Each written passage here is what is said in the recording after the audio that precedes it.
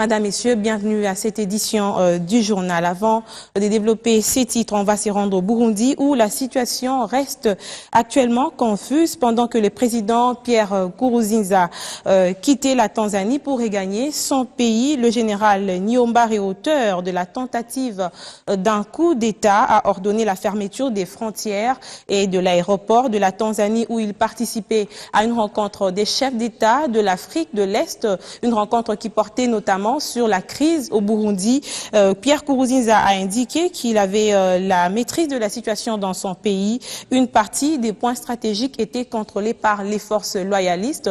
Nous y reviendrons dans nos prochaines éditions pour les détails.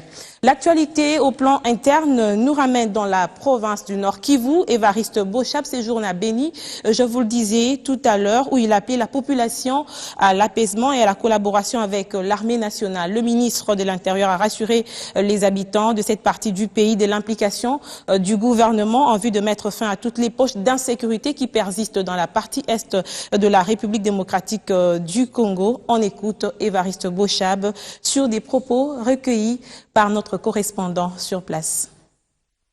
Nous avons rencontré toutes les couches de la population, la société civile, les mutualités, les jeunes, les partis politiques.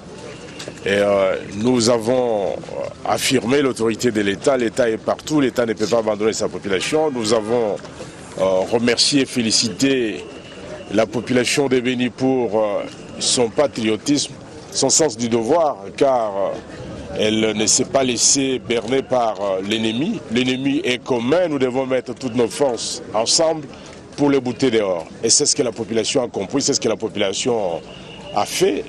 Les mesures, la plus grande mesure, c'est la vigilance. Nous avons redit ce que nous achons que cette police et sa police ensemble, et la cruauté de l'ennemi puisse diviser la population congolaise. Nous avons dit que la population doit comprendre que cette police et sa police, l'armée c'est son armée, ensemble pour la même cause, qu'on développe la même synergie, de sorte que l'ennemi puisse battre en retraite. C'est ce qui a été fait.